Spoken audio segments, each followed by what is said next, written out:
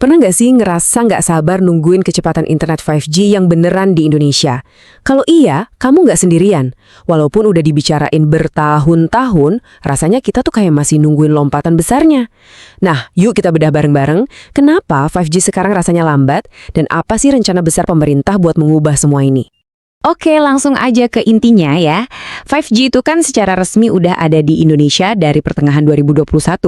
Harusnya sih kita udah bisa nikmatin internet super ngebut di mana-mana kan? Tapi kenyataannya gimana?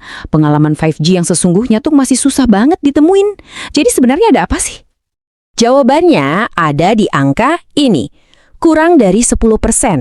Itulah cakupan jaringan 5G di Indonesia sekarang, bahkan setelah bertahun-tahun ada. Angka ini seolah-olah mengonfirmasi apa yang kita semua rasain. 5G emang udah ada, tapi ya terbatas banget.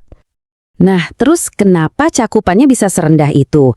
Akar masalahnya bisa kita bayangin kayak gini nih. Jalan tol digital kita sekarang lagi macet parah. Terlalu banyak kendaraan data yang coba lewat di lajur yang sempit banget. Jadi, apa sih spektrum frekuensi itu?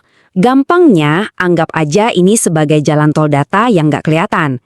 Nah, untuk lalu lintas data yang super padat kayak 5G, kita nggak bisa dong cuma pakai jalan kampung yang sempit. Kita butuh jalan tol yang lebar dengan banyak lajur. Dan ini dia lebar ideal untuk satu lajur ekspres di jalan tol 5G kita, 100 MHz.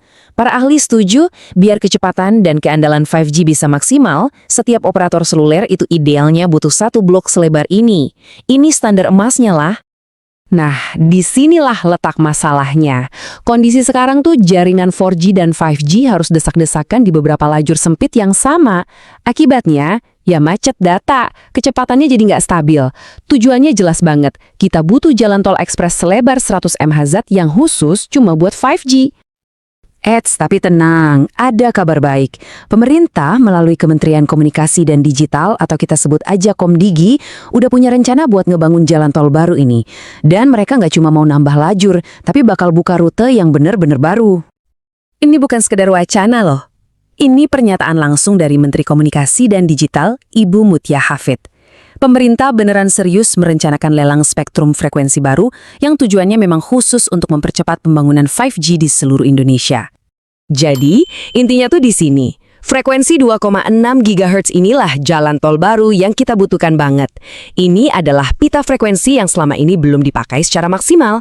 Dan sekarang, ini bakal jadi fondasi utama buat jaringan 5G generasi berikutnya di Indonesia. Kenapa frekuensi ini spesial banget? Oke, pertama, dia ini mid-band, jadi bisa kasih keseimbangan yang pas antara kecepatan super tinggi dan jangkauan sinyal yang luas.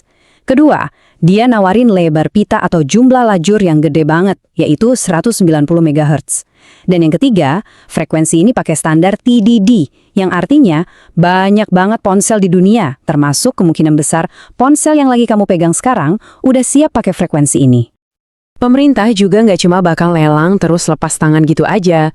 Menurut salah satu direktur di Komdigi, Pak Denny Setiawan, mereka lagi nyiapin insentif juga. Tujuannya, buat mastiin operator yang menang lelang nanti nggak cuma diam aja, tapi punya kewajiban dan dorongan buat gerak cepat membangun infrastruktur dan memperluas jaringan 5G secepat mungkin. Oke, ini semua kedengarannya bagus banget. Tapi, pertanyaan paling penting buat kita semua pastinya, kapan kita bisa beneran ngerasain manfaatnya? Kapan internet di HP kita jadi ngebut beneran? Yuk kita lihat lini masanya. Menurut Komdigi, persiapan lelang ini diusahakan selesai tahun ini, yaitu 2025. Lelangnya sendiri ditargetkan mulai awal 2026 dan diharapkan selesai di pertengahan tahun. Nah, setelah itu, pembangunan jaringan akan langsung dimulai dan kita sebagai masyarakat bisa mulai merasakan manfaatnya di akhir tahun 2026 dan seterusnya. Nah, sekarang kita bahas bagian yang paling penting. Apa artinya semua ini buat kehidupan kita sehari-hari? Karena pada akhirnya kan, ini yang paling kita tunggu-tunggu. Pertama, jangkauan remaja bakal jauh lebih luas di seluruh negeri.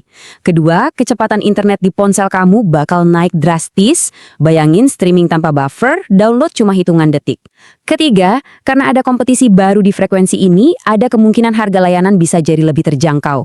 Dan yang paling penting, ini semua akan jadi fondasi yang kuat buat gelombang inovasi digital Indonesia di masa depan. Jadi, ini dia pertanyaan besarnya. Dengan membuka jalan tol digital baru lewat frekuensi 2,6 GHz, Indonesia ini ada di ambang percepatan digital yang luar biasa. Langkah ini bukan cuma soal internet lebih cepat, tapi soal membuka potensi ekonomi, pendidikan, dan inovasi yang nggak ada batasnya. Pertanyaannya sekarang bukan lagi jika, tapi seberapa cepat kita bisa mewujudkan semua ini.